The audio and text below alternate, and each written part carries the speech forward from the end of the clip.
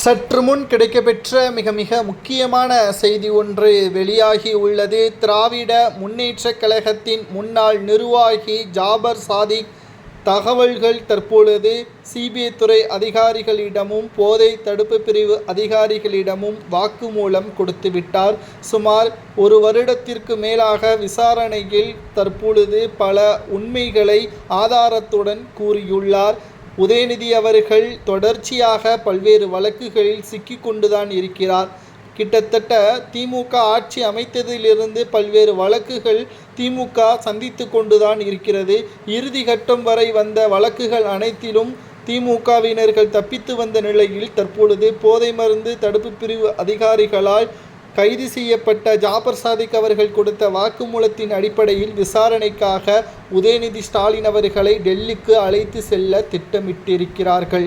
அதாவது கடந்த சில ஆண்டுகளுக்கு முன்பாக திமுகவின் மிக முக்கியமான நிர்வாகியாக இருந்த ஜாபர் சாதிக் அவர்கள் குஜராத்தில் கைது செய்யப்பட்டார். டெல்லியில் பல கோடி மதிப்பிலான மருந்துகளை கடத்தி சென்றதன் காரணமாகவும் அது உடல்நிலையை தீங்கு விளைவிக்கக்கூடிய மருந்துகள் என்றும் தமிழ்நாட்டில் மட்டுமல்ல இந்தியாவிலேயே தடை செய்யப்பட்ட மருந்துகள் என்ற காரணத்தினால் உடனடியாக கைது செய்யப்பட்டு விசாரணையும் நடத்தினர்.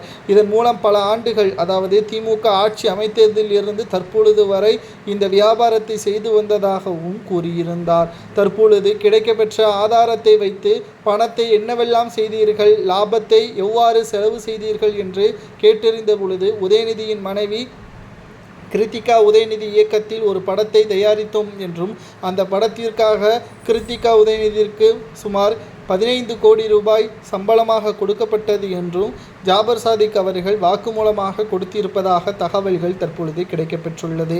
அடுத்ததாக அதில் வந்த அனைத்து லாப பணங்களையும் சபரிசை நடத்தி வரக்கூடிய ஜி2 நிறுவனத்தில் பல ரியல் எஸ்டேட்களில் முதலீடு செய்ததாகவும் தற்பொழுது தகவல்கள் கிடைக்கப்பெற்றுள்ளது.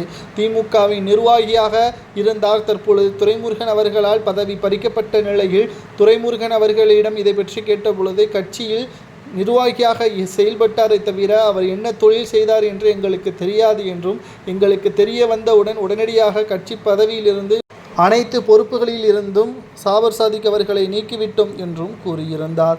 தற்பொழுதுதான் உண்மைகள் அனைத்தும் வாக்குமூலமாக கொடுத்து வரக்கூடிய நிலையில் விசாரணைக்காக உதயநிதியையும் அவரது மனைவியையும் டெல்லிக்கு அழைத்து சென்று விசாரணை நடத்த சிபிஐ துறை அதிகாரிகளும் அமலாக்கத்துறை அதிகாரிகளும் முடிவு செய்திருக்கிறார்கள். நிச்சயம் இந்த வழக்கிலாவது சிக்குவார்களா, இதிலும் பணத்தை வைத்து தப்பித்து விடுவார்களா என்பதை பொறுத்திருந்து பார்க்கலாம்.